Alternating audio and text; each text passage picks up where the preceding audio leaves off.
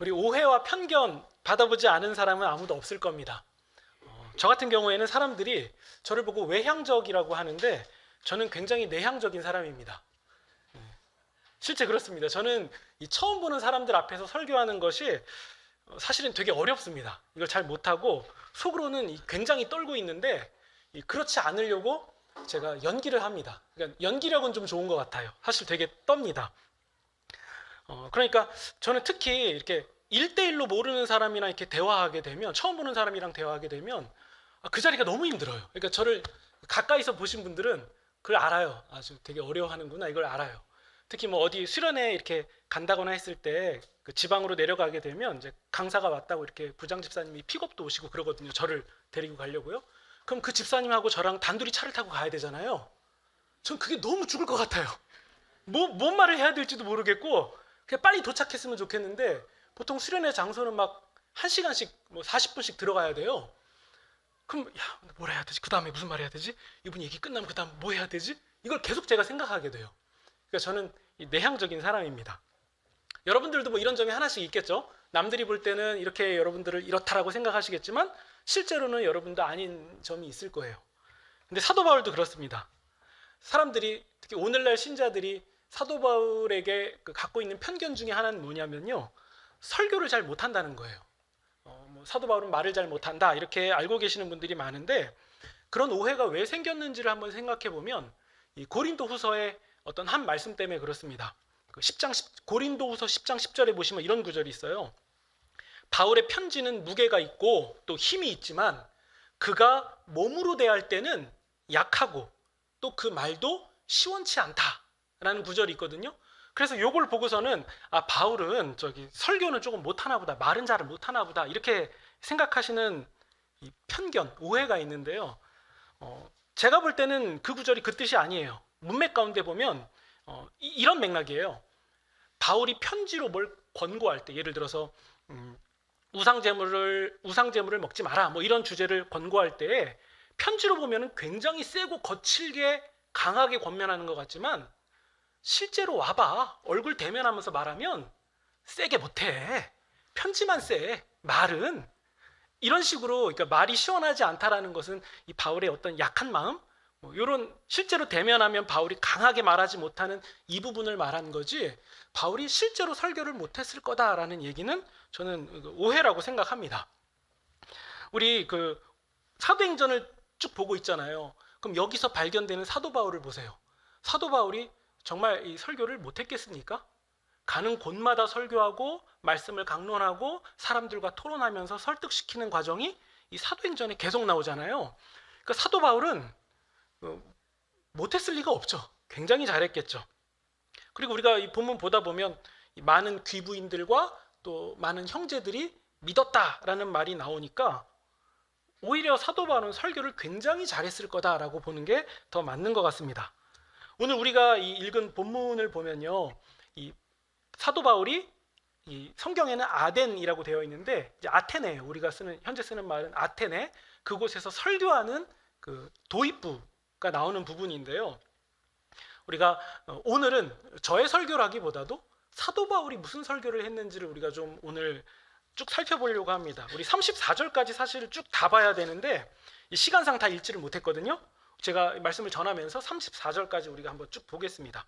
일단 이 배경을 살짝 제가 언급해드리면, 우리가 물론 잘 알고 있겠지만 다시 생각나게끔 말씀을 드려보면, 바울이 그 실라와 디모데를 데리고서는 이 빌립보로 가게 되잖아요. 거기서 그 자주 옥감 장수 그 루디아를 만나게 되고요. 그리고 또 억울하게 감옥에 갇혔다가 간수를 만나서 복음도 전하게 되죠. 그리고서는 17장이 시작되면서 어디로 가냐면 데살로니가로 갑니다. 이 데살로니가에서 그 바울이 말씀을 전하는데 그때 야손이라는 인물을 비롯해서 그 예수님을 믿는 형제들이 굉장히 많이 이제 모이게 되죠. 믿는 사람들이 많아지게 돼요.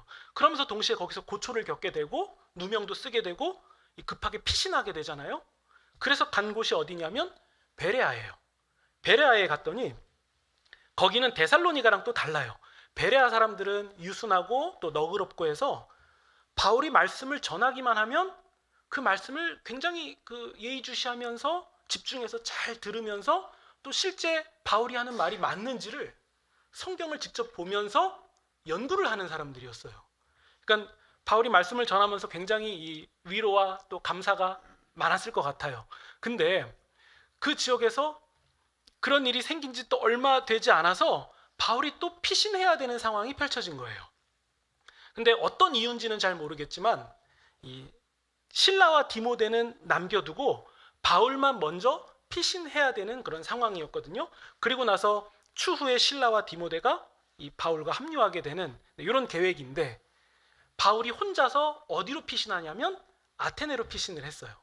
그리고 오늘 우리가 읽은 이 본문이 시작되는 거거든요. 우리 16절 보시면,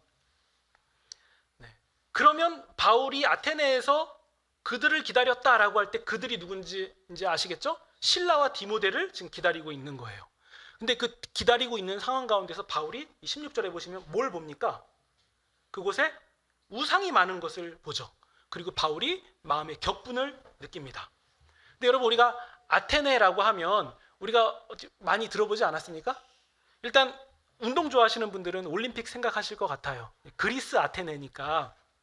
그리고 뭐 마라톤도 생각나실 것 같고, 또 그 얘기 있잖아요. 그 아테네의 적은 병사가 그 페르시아의 대군을 이기고 나서 우리가 너무 기적처럼 이겼으니까 이걸 빨리 전해야겠다 해서 한 병사가 그 소식을 전하려고 약 뭐 한 40km 정도 달려가서 그 승전 소식을 전하고 쓰러졌다. 이게 뭐 마라톤의 기원이다. 이런 얘기 한 번씩 들어보셨잖아요. 근데 찾아보니까 실제로는 이게 그 사실이 아닐 확률이 높다고는 해요. 근데 아무튼 뭐 그걸 떠나서 뭐 마라톤도 있고 뭐 올림픽 이미지도 있고 하니까 일단 운동, 체육 혹은 좀 더 확대하면 문화 이런 것들이 굉장히 발달된 도시였을 거고요. 그리고 아테네 하면 그 철학을 빼놓을 수 없죠. 우리 18절 보시면요. 에피쿠로스 학파와 스토아 학파 한 번씩 다 들어보셨죠? 철학의 그 큰 그 기둥들이잖아요. 그리고 또 아테네 하면 유명한 철학자가 있는데 뭐 소크라테스, 플라톤, 아리스토텔레스 다 이 그리스 사람이에요. 그러니까 아테네 사람이에요. 그러니까 이런 몇 가지만 좀 봐도 이 아덴은 철학과 또 지성의 도시라는 것을 우리가 이제 일단은 알 수 있게 되죠. 게다가 16절 보시면 우상이 가득했다고 되어 있잖아요. 그러니까 철학뿐 아니라 종교도 굉장히 왕성한 곳이었고, 그러니까 뭐 체육뿐만 아니라 문화 모든 것이 굉장히 발달된 도시다라고 우리가 이제 추측할 수 있죠. 근데 바로 이 아덴에 바울이 혼자 피신하면서 오게 된 거예요. 지금 혼자 떨어져 있는 상황이죠. 그때 바울이 무엇을 하냐면 17절입니다. 회당으로 가서 유대인과 이 경건한 사람들, 여기서 경건한 사람들이면은 하나님을 알고 있는 구약 성경에 익숙한 뭐 유대인들을 말하는 거거든요. 이들하고 토론을 하고, 또 17절에 보시면 장터라고 나오죠. 그러니까 그 시의 중심지예요. 거기서 만나는 사람들과 토론을 합니다. 그러면 어떤 토론을 했을까라고 생각해 보면 아마도 이 문맥상 추정컨대 일단은 그 우상에 대한 비판을 했을 것 같아요. 그리고 그 뒤의 내용을 읽어보면 예수 그리스도의 부활에 관한 내용을 그가 전하면서 토론하지 않았을까라고 추정합니다.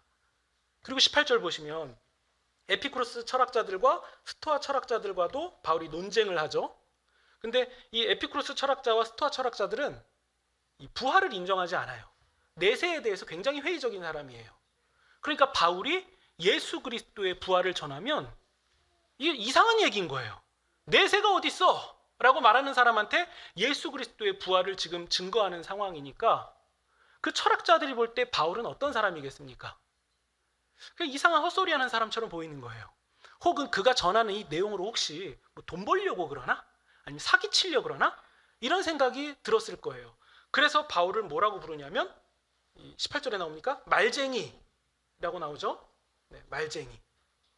그러니까 뭐 좋게 부르는 거 아니에요. 그 엄밀한 뜻은 뭐 사기꾼 혹은 뭐 그 수다쟁이 이런 의미거든요.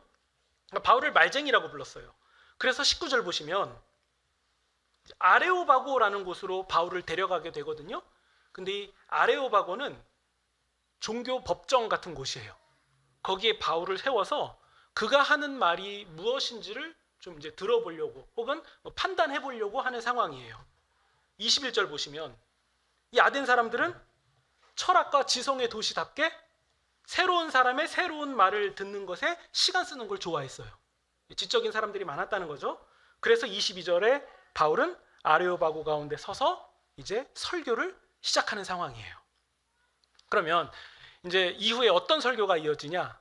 일단 여러분, 제가 이 시간 여러분하고 설교할 때에 제가 여러분에게, 여러분 창세기 2장 보시면 거기 하나님이 첫사람 아담을 지으셨다고 기록되어 있습니다. 이렇게 말씀드릴 때 어렵습니까? 창세기 2장 이런 게 낯선 말입니까? 그렇지 않죠? 우리가 너무 잘 알고 있잖아요. 근데 문제는 바울이 아레오바고에서 설교할 때에는 지금 성경을 잘 모르는 사람들이 대상인 거예요. 그리고 수많은 신을 믿고 있는 사람들 앞에서 지금 바울이 이 설교를 해야 되는 상황이에요. 그러면 뭐 성경 어디에 뭐 아담이 누구고 뭐 모세가 누구고 이런 말을 하면 오히려 전달이 더 어려웠을 거예요. 그래서 바울은 어떻게 하냐면 그런 부분을 다 빼고 얘기를 해요. 근데 원래 바울은 그렇게 설교하지 않았어요. 우리 17장 2절 보시면요, 데살로니가에서 바울은 뭘 가지고 강론합니까? 성경이죠. 그리고 17장 10절 보시면 베레아에서도 성경을 가지고 얘기를 해요. 그러니까 설교 대상이 구약 성경에 익숙한 사람들이니까 성경을 펼쳐서 같이 얘기를 하는데, 아덴은 완전 그 비교인들 대상으로 지금 설교하는 상황이에요. 그래서 바울이 어떤 전략을 짜냐면 일단 대상의 눈높이를 맞춰요. 그리고 성경의 어떤 특유한 그 용어라던가 그 인물들의 이름이라던가 용어 이런 것들을 최대한 배제하는 선에서 설교를 시작해요. 그리고 우리가 23절부터 시작되는 바울의 설교를 한번 자세히 보겠습니다. 23절입니다. 네, 성경이 있으신 분들은 한번 펼쳐서 보세요. 23절. 내가 아덴을 다니면서 너희가 위하니까 너희가 모시는 우상을 내가 가만히 봤다. 근데 심지어 너희들은 알지 못하는 신이라는 제단도 있더라. 그러면 나 바울이 그 알지 못하는 신이 누군지를 한번 얘기해 보겠다. 이렇게 말을 시작해요. 그러면서 24절. 우주와 그 안에 있는 모든 만물을 지으신 하나님은 천지, 그러니까 하늘과 땅의 주님이시다. 사람이 지은 신전에 계시는 분이 아니다. 너희들이 제단 만들어서 이렇게 막 신들 모시는데 그 알지 못하는 신은 그런 제단에 머물러 계신 분이 아니야. 담을 수가 없는 광대하신 분이야. 이 얘기를 하면서 25절.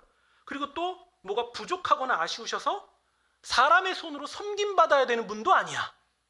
26절. 그분은 인류의 모든 족속을 한 혈통으로 만드셔서 온 땅에 살게 하셨고 또 그들이 살아갈 시대와 영토를 미리 정해주셨다. 여러분, 이거 어디 내용입니까? 창세기 내용 아닙니까? 그리고 한 혈통, 아담 얘기잖아요. 그리고 온 땅에 살게 하셨다. 나중에 이게 바벨탑도 느껴지지 않습니까? 이런 표현들이 나오잖아요. 그리고 27절입니다. 이렇게 하나님은 사람이 하나님을 더듬어서 찾을 수 있게 하시는 분이다. 하나님은 우리 각 사람에게 멀리 계시지 않는다. 28절. 우리가 그분을 힘입어서 살고 또 기동하며, 그러니까 움직이며, 그리고 우리는 존재한다. 너희 시인 중에 이런 말 하는 사람이 있더라. 우리가 그의 소생이다. 29절. 이와 같다.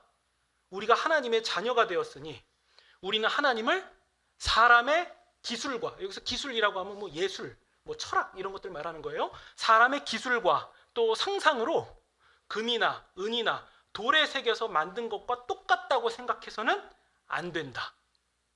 여러분, 이거 성경 어디서 보셨습니까? 10계명 2계명 아닙니까? 네, 우상 만들지 말라고요. 그리고 30절입니다.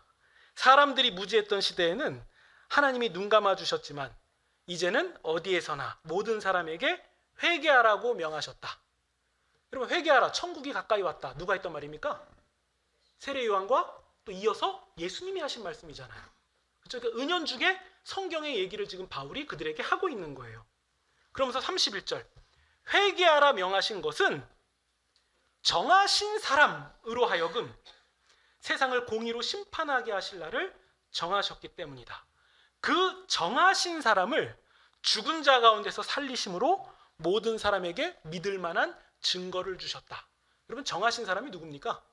예수님인 거죠. 네. 그러니까 바울이 이 설교를 지금 하고 있는 거예요. 예수님의 죽으심과 부활이 하나님이 주신 가장 강력한 증거다. 이 얘기를 바울이 선포하고 있는 거예요.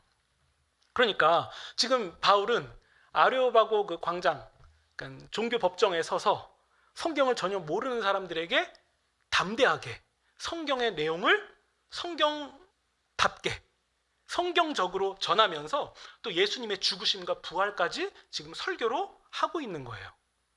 그러니까 그의 수사법을 봐도 훌륭하고 그의 설교 시작만 봐도 눈높이와 그들의 관심사, 너희들이 알지 못하는 신이 있더라 라고 하면서 그들의 공감과 관심을 이끌어내고, 그리고 내용, 주제, 결론 뭐 이런 면에서도 성경적인 탁월한 설교 아닙니까?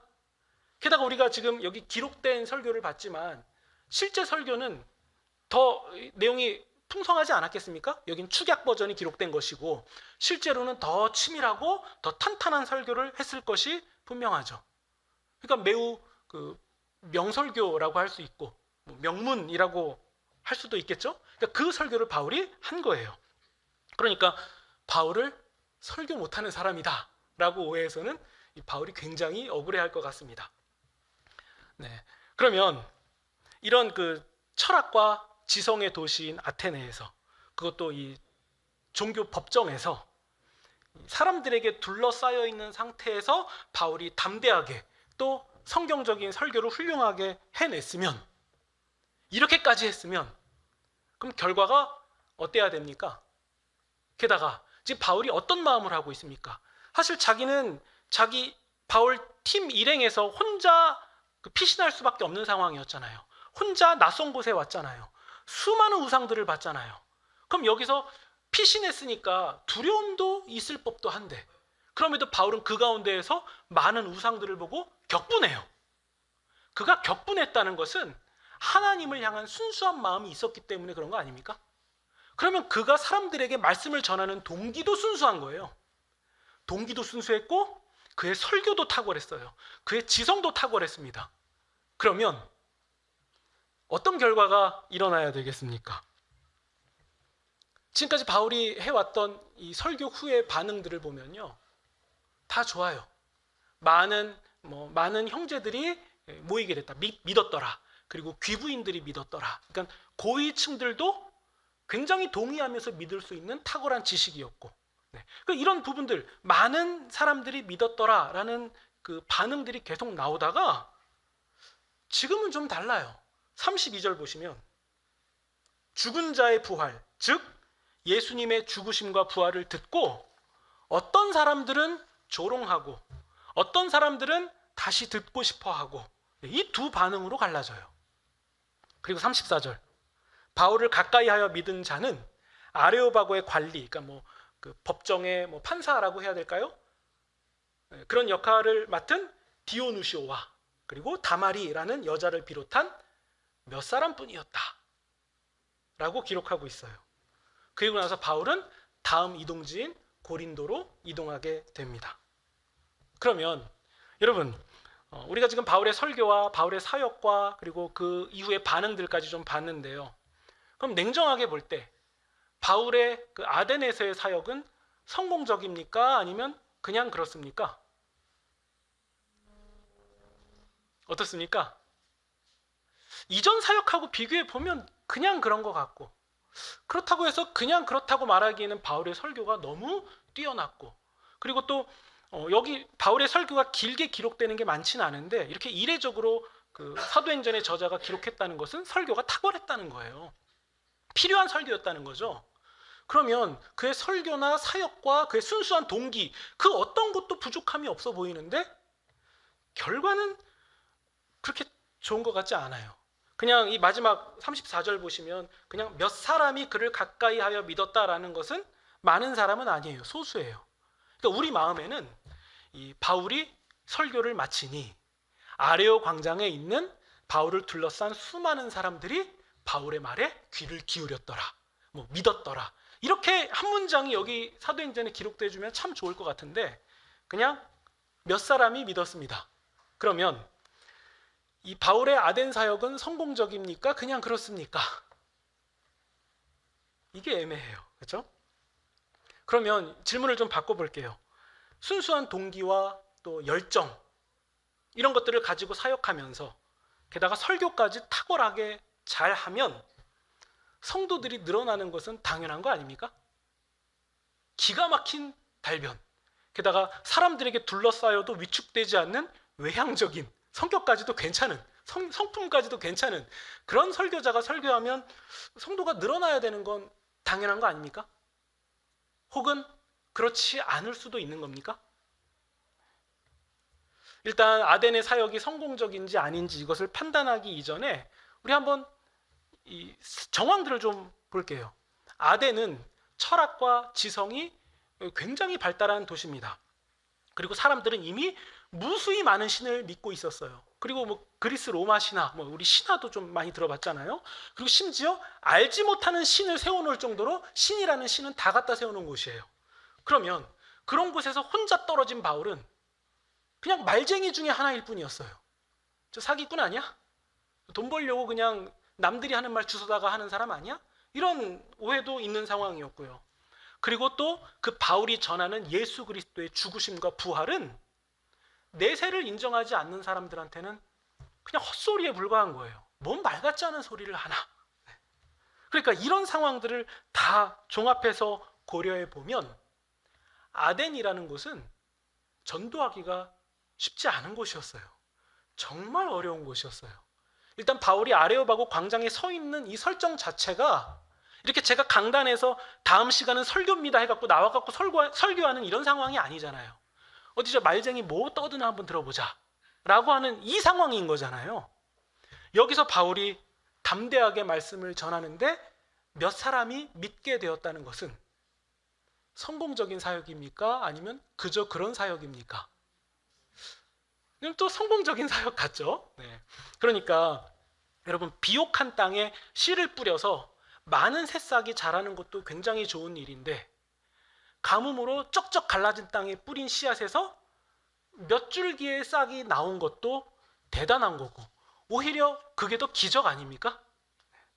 그러니까 여러분 열매가 적다고 해서 성공적이지 못한 게 아니고 또 열매가 적다고 해서 바울의 그 설교의 내용이 별로라던가 설교를 못한다거나 그의 사역이 역부족이었다라고 말할 수 있는 것도 아닙니다.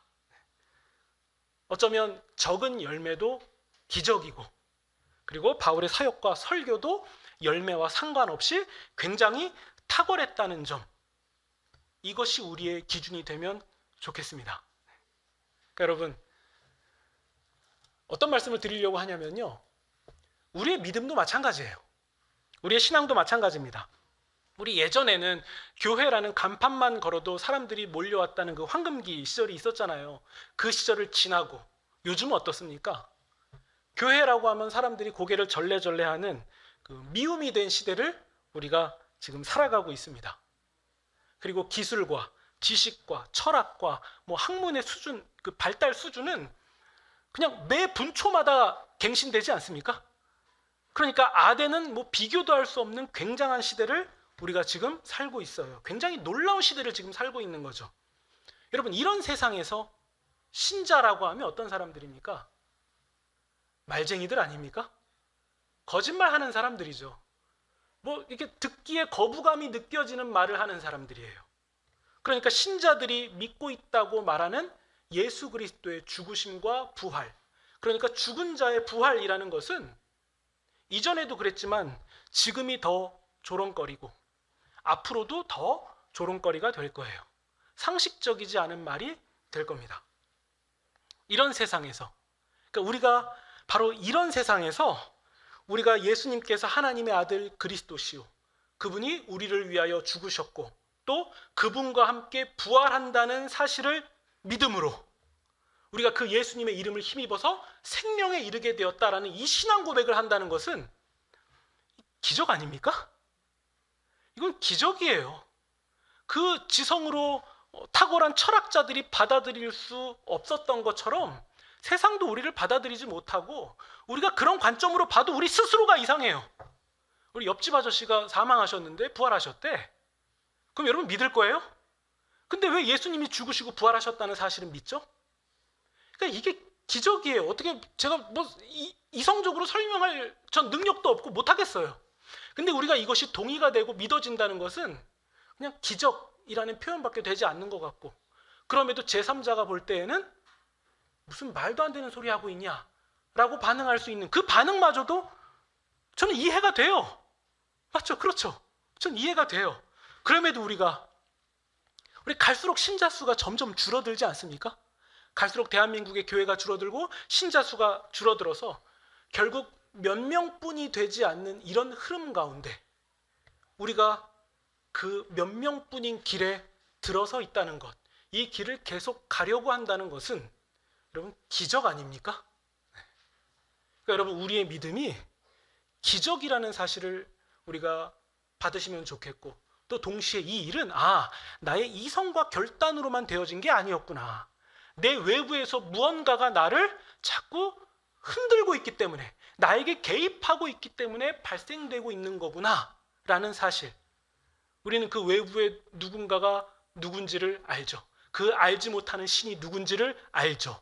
성경이 알려주신 하나님이시라는 사실. 그 하나님이 우리에게 개입하셨고 우리가 그 개입에 반응했고, 그래서 우리가 우리를 대신하여 죽으신 예수 그리스도를 믿고 영생에 이르게 됐다는 신앙 고백까지 드리게 되는 이 상황, 이 모든 게 여러분 기적이라는 사실을 우리가 기억하시면 좋겠습니다. 우리 대단한 사람들 아닙니까 여러분? 이 기적에 적용된 사람들이라는 이 사실은 우리 스스로를 대단하다고 여기게 만들어지게 되고, 또 우리가 타인을 볼 때, 다른 성도를 볼 때 외적으로 볼 때에는 하찮고 아무것도 아닌 것 같아도 그 기적이 똑같이 공유되는 결코 무시할 수 없는 사람이라는 사실을 우리가 받게 되죠. 기적의 사람들이라는 거예요. 그럼 여러분 이걸 조금 더 확대해서 우리 교회에도 적용하시면 좋겠습니다. 여러분 우리 교회도 마찬가지죠. 성도 수로 보면, 또 우리 교회 외적인 요소로 보면 뭐 대단하거나 뭐 많다거나 이렇지는 않습니다. 그럼에도 우리가 지금까지, 바로 지금 이 시간 이 자리까지 우리가 주님을 예배하면서 믿음을 이어온 것은 여러분 기적 아닙니까? 기적이죠. 우리 벌써 40년 됐잖아요. 40여 년 전에 시작된. 우리 홍 권사님은 우리 설립 예배였죠? 그때도 계셨잖아요. 네. 역사의 순간도 계셨잖아요. 네. 그러니까 여러분 이 40여 년간 우리가 이 믿음을 지금까지 지켜왔고, 이 교회가 지금까지 이렇게 쭉 이어온 것, 또 우리 교회가 탄생한 순간부터 지금까지 선포되어 왔던 그 수많은 헌신과 사역과 말씀이 우리 교회가 작다고, 혹은 외부적 요소가 좋지 않다고 해서 그 말씀과 사역과 헌신마저도 별거 아니라던가 작다고 여기시면 틀린 거예요. 그것과 무관합니다. 우리 주님이 보실 때에는 우리는 탁월한 사역과 또 말씀과 또 헌신을 지금까지 이어왔고 꽤 괜찮았다는 점도 우리가 놓치지 않으시면 좋겠습니다. 여러분 우리가 이후로 마주하게 될 세상은 더욱 아덴 같은 세상이 될 겁니다. 그럼에도 우리는 이런 세상 가운데서 우리가 믿는 바를 잘 지키면서 또 전하면서 사는 것, 그것은 여러분 분명 잘하고 있는 일이에요. 그리고 그 순간순간이 기적 같은 일입니다. 앞으로 여러분 더욱 몇 사람밖에 남지 않을 거예요. 더 몇 사람뿐이라고 말할 수밖에 없는 그런 현실을 마주하게 될 거예요. 그런데 그렇다 할지라도 괜찮습니다. 주님이 우리에게 원하시는 것은 몇 사람 얻었냐, 얼마나 덩치가 커졌냐, 더 좋은 환경이었냐, 이것을 원하시는 게 아니라 우리에게 주어진 환경과 또 시간과 시대 속에서 얼마나 신실하게 살아왔는지, 주님은 그것을 보실 것이고 그것이 우리의 사명입니다. 바로 이 믿음의 길, 이 믿음의 길을 올해에도 또 힘있게 나아가시는 그런 저와 여러분이 되시기를 우리 구주 예수님의 이름으로 축원드립니다.